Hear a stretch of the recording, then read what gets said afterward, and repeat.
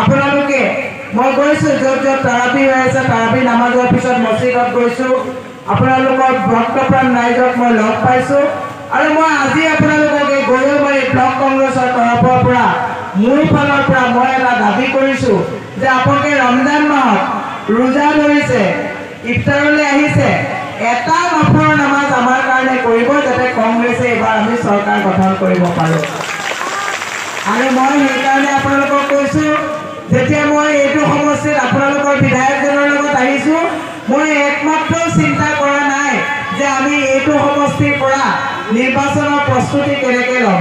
যেতিয়া আহি মই গম পোৱা নাই যে ইয়াত অফিচ বনাইছেনে নাই, কিন্তু ৰেকিপতি ডাঙৰীয়াই যেতিয়া কৈছে যে ইফতাৰলৈ আহিব, মই ভবাই নাই যে অফিচটো ইমান সুন্দৰকৈ বেনাৰ পোষ্টাৰ দি বনাব।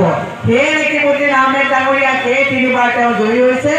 ৰাজনীতি কি খুব ভালদৰে জানে, ৰাইজৰ লগত সম্পৰ্ক কেনেকৈ কৰিব লাগে ভালকৈ জানে, দলীয় সংগঠন কেনেকৈ ধৰি ৰাখিব লাগে ভালকৈ জানে, কৰ্মীক কেনেকৈ ধৰি ৰাখিব লাগে তেওঁ ভালকৈ জানে।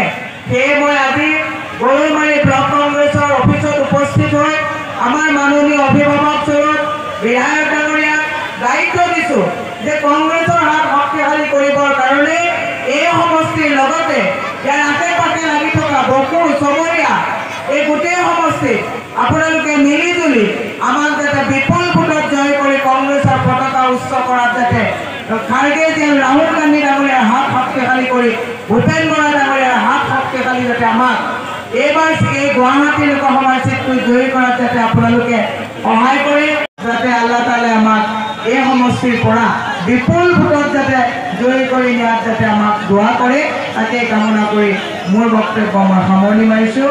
জয় হিন্দ, জয়। দক্ষিণ কামৰূপ সমগ্ৰ দক্ষিণ কামৰূপৰ ইলেক্ট্ৰনিক মিডিয়া, প্ৰিণ্ট মিডিয়াৰ মোৰ অতি মৰমৰ বন্ধু বান্ধৱীসকল আৰু আমাৰ গৰৈমাৰী প্ৰেছ ক্লাব, চমৰীয়া বিভিন্ন প্ৰান্তৰ পৰা অহা, বকুৰ পৰা অহা, ছয়গাঁৱৰ পৰা অহা বিভিন্ন প্ৰান্তৰ আজি এই পবিত্ৰ মুহূৰ্তত ৰাজীৱ ভৱন প্ৰাংগণত ইফতাৰৰ এই নিমন্ত্ৰণত যিসকল আজি উপস্থিত হৈছে, প্ৰত্যেকটো প্ৰতিষ্ঠান ইলেক্ট্ৰনিক মিডিয়া, প্ৰিণ্ট মিডিয়াক মোৰ ফালৰ পৰা পবিত্ৰ আগন্তুক ঈদ উল ফিতৰৰ শুভেচ্ছা জ্ঞাপন কৰিছোঁ। ছয়গাঁওবাসী ৰাইজৰ হৈ, দক্ষিণ কামৰূপবাসী ৰাইজৰ হৈ অহা ঈদ উল ফিতৰে সমগ্ৰ অসমৰ জনসাধাৰণক একত্ৰ আৰু শক্তিশালী কৰি জাতি ধৰ্মৰ ঊৰ্ধত বৰ অসম গঢ়ি তোলাত যাতে আমি সকলোৱে মিলি সুন্দৰ এখন বৰ অসম গঢ়ি তুলিব পাৰোঁ। আমাৰ মাজত হিংসা বিদ্বেষ যাতে দূৰ হয়। আজি পবিত্ৰ ৰমজানৰ মাহৰ 27 ৰমজান পাৰ জাষ্ট হ'ল, আজি 28 দিনৰ দিনা হয় আৰু পবিত্ৰ কদৰ যোৱাকালি পাৰ হৈছে। ইনশাআল্লাহ তাআলা হয়তো কদৰ হৈ যাব পাৰে বা আগন্তুক সময়টো হ'ব পাৰে, তাৰ কাৰণে মই সকলোকে সজাগ থাকিবলৈ আহ্বান জনাইছোঁ। আৰু আজি আমাৰ ভাৰতীয় জাতীয় কংগ্ৰেছৰ 5 নম্বৰ গুৱাহাটী লোকসভা সমষ্টিৰ প্ৰাৰ্থী আমাৰ মীৰা বৰঠাকুৰ গোস্বামী বাইদেউ আমাৰ ইফতাৰত অংশগ্ৰহণ কৰিছে। আমি যথেষ্ট আনন্দিত। তেখেতেও আজি আমাৰ ব্লক কংগ্ৰেছৰ নিমন্ত্ৰণ আহ্বান ৰক্ষা কৰি 3টা ব্লক সভাপতিৰ উপস্থিতিত আজি ইয়াত তেওঁলোকে দোৱা গ্ৰহণ কৰিছে আৰু আপোনালোকৰ পৰাও আমি দোৱা বিচাৰিছোঁ, আশীৰ্বাদ বিচাৰিছোঁ। আগন্তুক যিটো ভাৰতীয় জাতীয় কংগ্ৰেছৰ আমাৰ যিমানখিনি আৰু আমাৰ সমৰ্থিত প্ৰাৰ্থী আছে ডিব্ৰুগড়, প্ৰত্যেকজন আমাৰ প্ৰাৰ্থীৰ ক্ষেত্ৰত আপোনালোকৰ পৰা আমি আশীৰ্বাদ বিচাৰিছোঁ। আপোনালোকৰ নিউজ প্ৰতিষ্ঠানৰ পৰাও আমি আশীৰ্বাদ বিচাৰিছোঁ। আমি যাতে এই নিৰ্বাচনত গোটেইকেইটা ফেজত, ফাৰ্ষ্ট ফেজ, ছেকেণ্ড ফেজ, শ্ৰীমতী মীৰা বৰঠাকুৰ ডাঙৰীয়ানী ভাৰতীয় জাতীয় কংগ্ৰেছ দলে প্ৰাৰ্থীক 5 নম্বৰ গুৱাহাটী লোকসভা সমষ্টিৰ সাংসদ পদৰ প্ৰাৰ্থী ঘোষণা কৰাৰ পাছত আজি প্ৰথমবাৰৰ কাৰণে গৰৈমাৰী ব্লক কংগ্ৰেছ কমিটিৰ উদ্যোগত আয়োজিত বিধায়ক ৰেকিবুদ্দিন আহমেদ ডাঙৰীয়াৰ পৃষ্ঠপোষকতাত তেখেত আজি গৰৈমাৰী ৰাজীৱ ভৱনৰ বাকৰিত প্ৰথমবাৰৰ কাৰণে পদাৰ্পণ কৰিছে। আমি গৰৈমাৰী ব্লক কংগ্ৰেছ কমিটি উৎফুল্লিত হৈছোঁ। তাইক লৈ আমি আশাবাদী। শ্ৰীমতী মীৰা বৰঠাকুৰ ডাঙৰীয়ানী এজনী যোগ্য প্ৰাৰ্থী। তাই গুৱাহাটী লোকসভা সমষ্টিৰ পৰা এক বিপুল ব্যৱধানত জয়ী হ'ব, এই দাবী আমি কংগ্ৰেছী মহলে কৰি আহিছোঁ। এইকাৰণেই কৰি আহিছোঁ, তাই বিগত সময়ত অসমৰ সমাজ জীৱনৰ লগত, গুৱাহাটীৰ সমাজ জীৱনৰ লগত তাই ওতঃপ্ৰোতভাৱে জড়িত।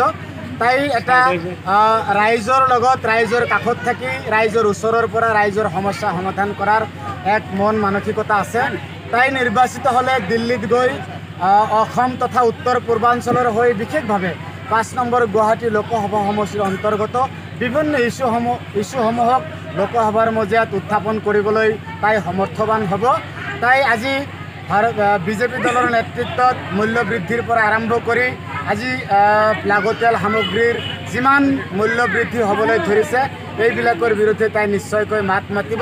আৰু তাইৰ আগমনে আমি গৰৈমাৰী ব্লক কংগ্ৰেছ কমিটিৰ মানে সমূহ বিষয়ববীয়া, আমাৰ মণ্ডল কংগ্ৰেছ কমিটিৰ সমূহ বিষয়ববীয়াসকল, আমাৰ বুথ কমিটি, আমাৰ মহিলা কংগ্ৰেছ, ইউথ কংগ্ৰেছ, NSY, সেৱা দল, minority cell, SC, ST, MOBC, আমাৰ গোটেই সেলছ এণ্ড ডিপাৰ্টমেণ্টখিনি আমি উৎফুল্লিত হৈছোঁ যে তাই আজি প্ৰথমবাৰৰ কাৰণে গৰৈমাৰী ৰাজীৱ ভৱনত বিধায়ক ৰেকিবউদ্দিন আহমেদ ডাঙৰীয়াৰ পৃষ্ঠপোষকতাত গৰৈমাৰী ব্লক কংগ্ৰেছ কমিটিৰ উদ্যোগত আয়োজিত এই সমূহীয়া ইফতাৰ পাৰ্টিত অংশগ্ৰহণ কৰাৰ কাৰণে আমি যথেষ্ট উৎফুল্লিত।